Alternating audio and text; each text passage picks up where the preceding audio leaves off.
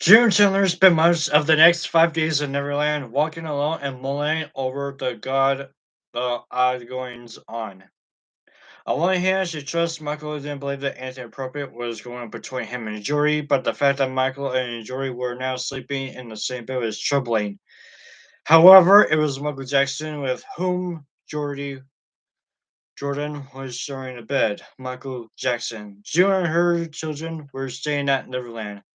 Receiving expensive presents and being treated like royalty, she was swept away by it. Michael accompanied June, Jordan, and Lily in a limousine back to Los Angeles. However, he did not then return to Santa Barbara, deciding instead to retreat to his Century City hideaway. He had a medical problem and needed to be close to his dermatologist. No sooner was Michael settled and at his home that he began to long for Jordan. He had to speak to him. He called him. June didn't like the way the conversation unfolded as she listened to her son's end of it.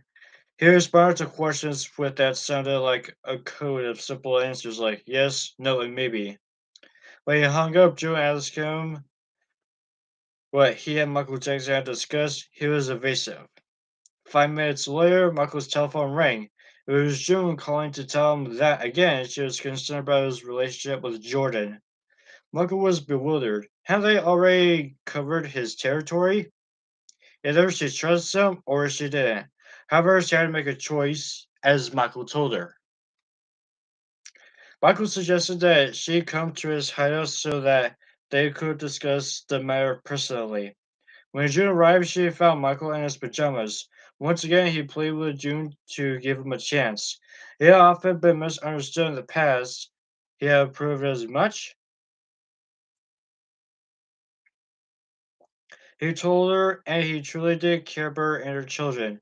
It seemed unfair, Michael pointed out, that after all he had done for her and her family, she would now doubt his motives. He had only been kind and generous to them, he reminded her. June had to agree. Michael then told June that he was lonely at his hideout and asked if she would take him back to her home. She complied.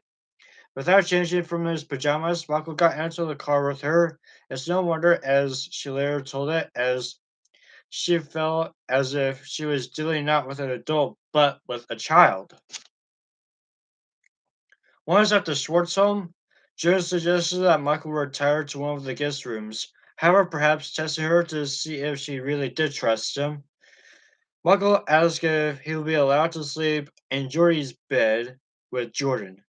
The next week, June, Jordan, and Lily were again guests of Michael's at Neverland.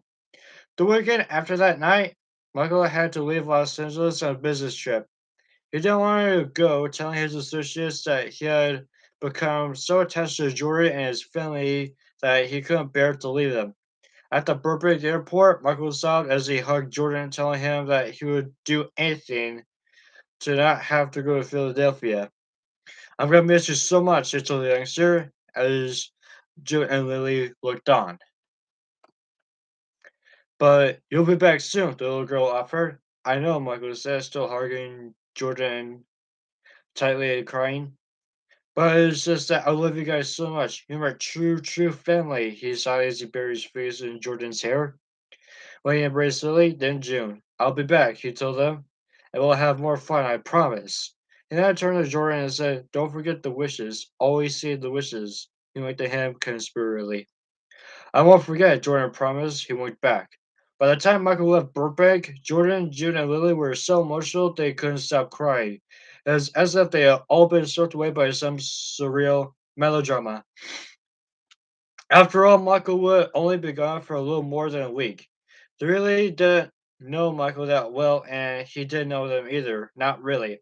Yet the relationship had become so intense, June couldn't help but feel a little uncomfortable about it. What wishes?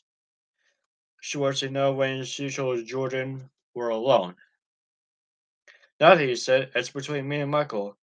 I don't like that, Jordan, June said. And I don't like you keeping secrets. Jordan didn't respond. In truth, the wishes were six rules that Michael and Jordan came up with, mostly as a joke between them. However, the wishes seemed to have real significance to Michael, and he often reminded Jordan of them. He said if they repeated these wishes 3 times a day, perhaps they would actually come true for them. 1. No wenches, bees, heifers, or garden utensils. 2. Never give up your bliss. 3. Live with me in Neverland forever. 4. No conditioning. 5. Never grow up. 6. Be better than best friends.